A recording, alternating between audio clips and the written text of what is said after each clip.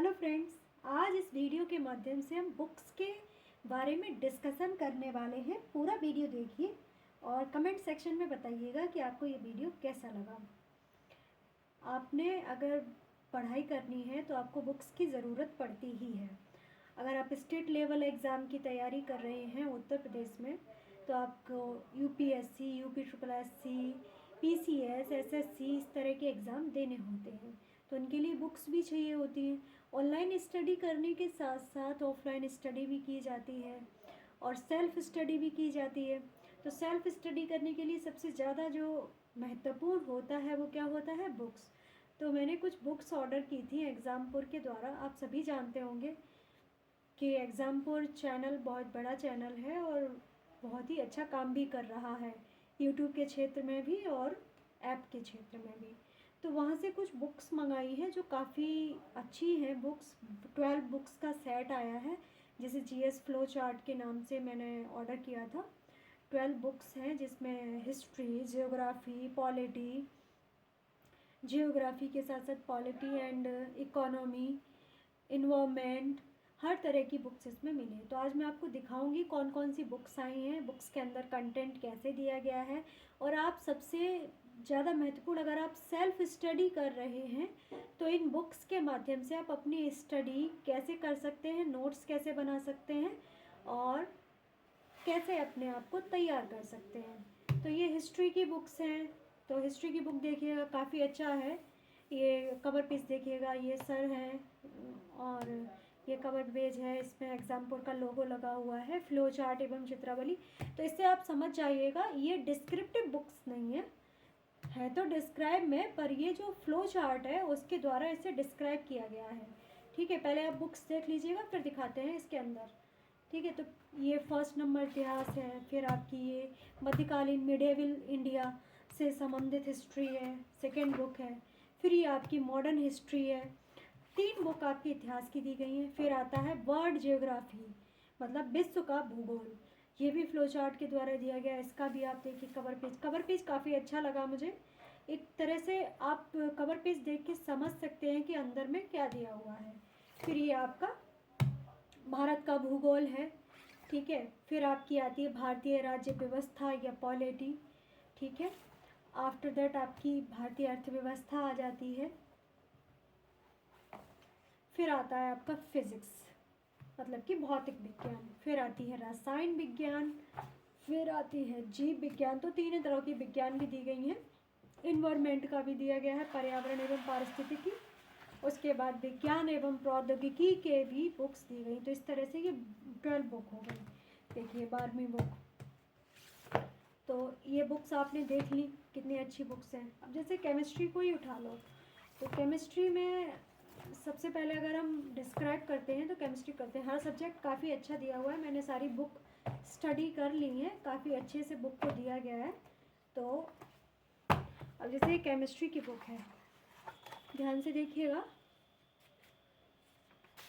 ये इसकी विषय सूची दी गई है। इसमें 14 टॉपिक दिए गए हैं, मतलब कि ऑल ओवर केमिस्ट्री को कवर किया गया। और देख रहे हैं आप कितनी पतली सी बुक है और इसे अच्छे से पूरा कंटेंट कवर किया गया है। तो काफ़ी अच्छी मेहनत की गई है टीम के द्वारा, तब इस बुक को डिज़ाइन किया गया है।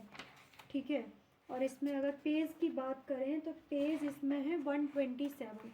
तो 127 पेज की ये बुक है केमिस्ट्री की, जिसमें आपका ऑल ओवर केमिस्ट्री का समावेश है। ठीक है, अब बात आती है कि आप केमिस्ट्री हो या हिस्ट्री हो या ज्योग्राफी हो, पॉलिटी हो, इन्वायरमेंट हो, कि आप पढ़ेंगे कैसे, क्योंकि पैटर्न सभी बुक्स का एक ही है, फ्लो चार्ट के थ्रू इसमें पढ़ाया गया है। ठीक है, तो देखते हैं। पहले इंट्रो दिया गया है, इंट्रो में 14 टॉपिक हैं। फिर आपका दिखाया गया कि किस तरह से चैप्टर को डिस्क्राइब किया गया है। तो ये इंट्रोडक्शन है, ये इस तरह से यहाँ केमिस्ट्री लिखा हुआ है। मतलब अब कोई भी सब्जेक्ट आप पढ़ते हो तो सबसे पहले उसके बारे में बताया जाता है, तो वही इसमें बताया गया है।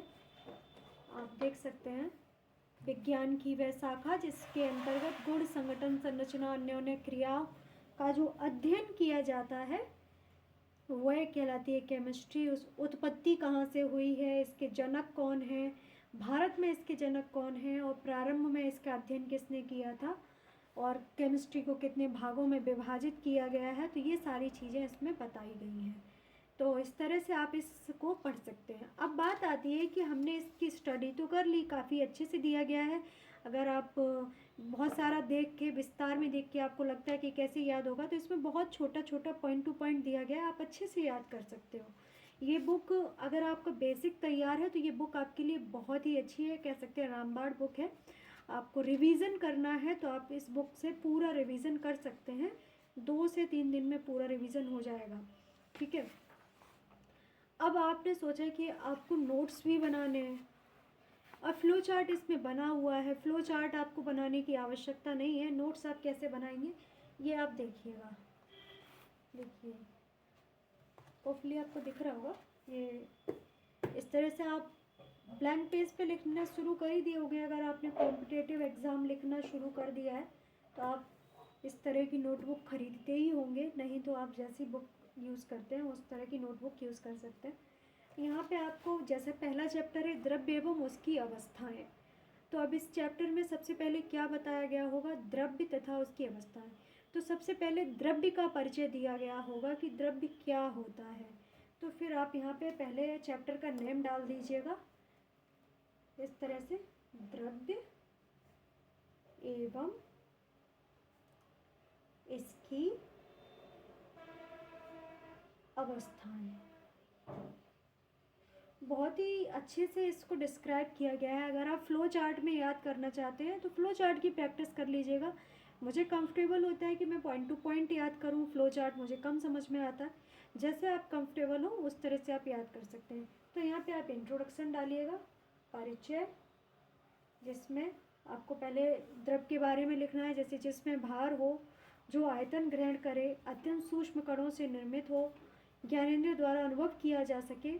तो इसके उदाहरण दिए गए हैं, तो आप उन्हें उदाहरण को लिख सकते हैं। तो वायु, जल, बादल, कोयला, कांच इत्यादि। इसके गुण क्या होते हैं, तो इसके गुणों को लिखना है कि जो द्रव्य या पदार्थ होता है तो उसके गुण क्या होते हैं, तो उनके गुणों को लिख लीजिएगा।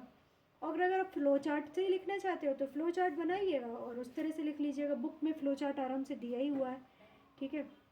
तो इस तरह से नोट्स आप बना सकते हैं। तो नोट्स की बात ये हो गई। अब बात है कि आप इसको स्टडी कैसे करेंगे। आपको अगर बेसिक तैयार नहीं है तो मैं आपको रिकमेंड करूँगी, आप पहले अपने बेसिक को तैयार करने के लिए आप 6th क्लास का, कम से कम 6th क्लास का NCERT पढ़ लीजिएगा। बहुत ही छोटे छोटे चैप्टर दिए होते हैं, उन्हें पढ़ लेंगे आप तो फिर आप इस बुक को आराम से ख़रीद लीजिएगा। काफ़ी अच्छा कंटेंट है और आराम से आप पढ़ सकते हो और अपनी स्टडी भी पूरी कर सकते हो। सिलेबस पूरा कवर हो सकता है अगर आप किसी भी कॉम्पिटिटिव एग्ज़ाम के लिए तैयार कर रहे हो। हाँ, ये PGT लेवल के लिए थोड़ा कम रहेगा क्योंकि PGT मास्टर्स के लिए बहुत ज़्यादा पढ़ना होता है।